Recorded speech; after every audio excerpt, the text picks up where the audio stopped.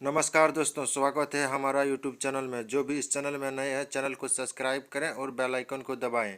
Comment में जय श्री कृष्ण लिखें। वीडियो को अंत तक देखिए और चैनल को सब्सक्राइब करें ताकि आने वाला वीडियो आप तक पहुंच सके। अकेला जीना कैसे सीखें? श्री कृष्ण के उपदेशों के प्रकाश में। जीवन में अकेलापन एक सामान्य अनुभव है। कभी कभी यह स्वेच्छा से अपनाया जाता है और कई बार यह परिस्थितियों के कारण होता है। अकेले जीवन जीने की कला सीखना हर व्यक्ति के लिए आवश्यक है, क्योंकि जीवन में हर कोई कभी न कभी अकेलेपन का अनुभव करता है। श्री कृष्ण के उपदेशों में, विशेष रूप से भगवत गीता में, अकेले जीने और आत्मनिर्भर बनने के लिए कई महत्वपूर्ण शिक्षाएं दी गई हैं। ये उपदेश हमें मानसिक, आध्यात्मिक और व्यवहारिक रूप से मजबूत बनाते हैं। इस लेख में हम श्री कृष्ण के उपदेशों के आधार पर यह समझेंगे कि अकेला जीना कैसे सीखा जाए और इसे सकारात्मक रूप से कैसे अपनाया जाए। आत्म साक्षात्कार और आत्मनिर्भरता। श्री कृष्ण कहते हैं, उद्धरेदात्मना आत्मानं नात्मानं वसाद्येत। आत्मैव हयात्मनो बंधुरात्मैव रिपुरात्मन। अर्थ, व्यक्ति को स्वयं अपना उद्धार करना चाहिए, स्वयं को गिराना नहीं चाहिए, क्योंकि व्यक्ति स्वयं ही अपना मित्र है और स्वयं ही अपना शत्रु है। व्याख्या। अकेलापन तब कष्टदायक बनता है जब व्यक्ति आत्मनिर्भर नहीं होता और अपने आत्मबल को नहीं पहचानता। श्री कृष्ण कहते हैं कि हमें अपने भीतर झांक कर देखना चाहिए, स्वयं को समझना चाहिए और आत्मनिर्भर बनना चाहिए। आत्मनिर्भरता का अर्थ केवल आर्थिक या शारीरिक स्वतंत्रता नहीं, बल्कि मानसिक और भावनात्मक स्वतंत्रता भी है। यदि हम खुद के सबसे अच्छे मित्र बन सकते हैं, तो अकेलापन हमें कभी भी परेशान नहीं करेगा। क्या करें? अपने विचारों को जानने और समझने के लिए ध्यान मेडिटेशन करें। आत्मनिर्भर बनने के लिए कौशल सीखें और अपने ज्ञान को बढ़ाएं। खुद को सकारात्मक रूप से स्वीकार करें और आप संवाद करें। और वर्तमान में जीने की कला। श्री कृष्ण कहते हैं, कर्मण्येवाधिकारस्ते मा फलेषु, भगवत गीता च्यवन। कर्म करने में ही तेरा अधिकार है, लेकिन फल की चिंता मत कर। व्याख्या। अकेले रहने वाले व्यक्ति के मन में अक्सर अतीत की यादें या भविष्य की चिंताएं बनी रहती हैं। श्री कृष्ण सिखाते हैं कि हमें केवल अपने वर्तमान पर ध्यान देना चाहिए और उसमें पूरी निष्ठा से कार्य करना चाहिए। जब हम वर्तमान में जीना सीख जाते हैं, तो अकेलापन हमें परेशान नहीं करता, बल्कि एक अवसर बन जाता है। क्या करें? जो भी काम कर रहे हैं, उसे पूरी लगन और मनोयोग से करें। भविष्य की अत्यधिक चिंता न करें, बल्कि अपने प्रयासों पर ध्यान दें। माइंडफुलनेस यानी सजगता का अभ्यास करें और वर्तमान क्षण को पूर्ण रूप से जिएं। खुद को ईश्वर के साथ जोड़ना, भक्ति और आध्यात्मिकता।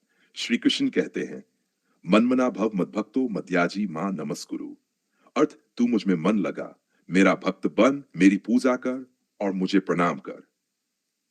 श्री कृष्ण बताते हैं कि अकेलेपन का सबसे अच्छा समाधान है कि हम अपने मन को ईश्वर से जोड़ें। जब हम परमात्मा के साथ संबंध जोड़ते हैं, तो हमें कभी अकेलापन महसूस नहीं होता। भक्ति का मार्ग हमें एक गहरी आंतरिक संतुष्टि देता है और हमें यह समझने में मदद करता है कि हम कभी भी वास्तव में अकेले नहीं हैं। क्या करें? प्रतिदिन कुछ समय प्रार्थना और ध्यान में बिताएं। भगवत गीता या अन्य आध्यात्मिक ग्रंथों का अध्ययन करें। भजन संकीर्तन करें और आध्यात्मिक सत्संग में भाग लें। आत्मसंयम और भावनात्मक संतुलन। श्री कृष्ण कहते हैं, संयम ही जीवन की कुंजी है। जो व्यक्ति अपनी इंद्रियों पर नियंत्रण कर लेता है, वह सदा सुखी रहता है। अकेलापन कई बार व्यक्ति को दुख, तनाव और अवसाद में डाल देता है। श्री कृष्ण सिखाते हैं कि हमें अपनी भावनाओं को संतुलित रखना चाहिए और इंद्रियों के वश में नहीं होना चाहिए। जब हम अपने मन और भावनाओं को नियंत्रित करना सीख जाते हैं, तो अकेलापन भी हमें कमजोर नहीं कर पाता। क्या करें? नियमित रूप से योग और प्राणायाम करें ताकि मन शांत रहे। अपनी भावनाओं को समझें और नकारात्मक भावनाओं को सकारात्मकता में बदलने की कोशिश करें।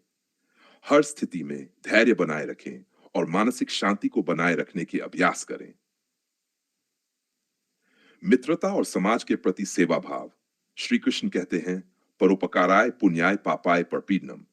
अर्थ, दूसरों की सेवा करना पुण्य है और दूसरों को पीड़ा देना पाप है। यदि आप अकेले हैं तो समाज और जरूरतमंद लोगों की सेवा करना शुरू करें। जब हम दूसरों की मदद करते हैं तो हमें एक उद्देश्य मिलता है और हमारा अकेलापन दूर हो जाता है। श्री कृष्ण का जीवन भी प्रेम और सेवा का संदेश देता है। क्या करें? जरूरतमंदों की सहायता करें, चाहे वह मानसिक, आर्थिक या भावनात्मक रूप से हो। अपने आसपास एक सकारात्मक सामाजिक संबंध बनाएं, स्वयं सेवा volunteering करें और समाज के प्रति योगदान दें।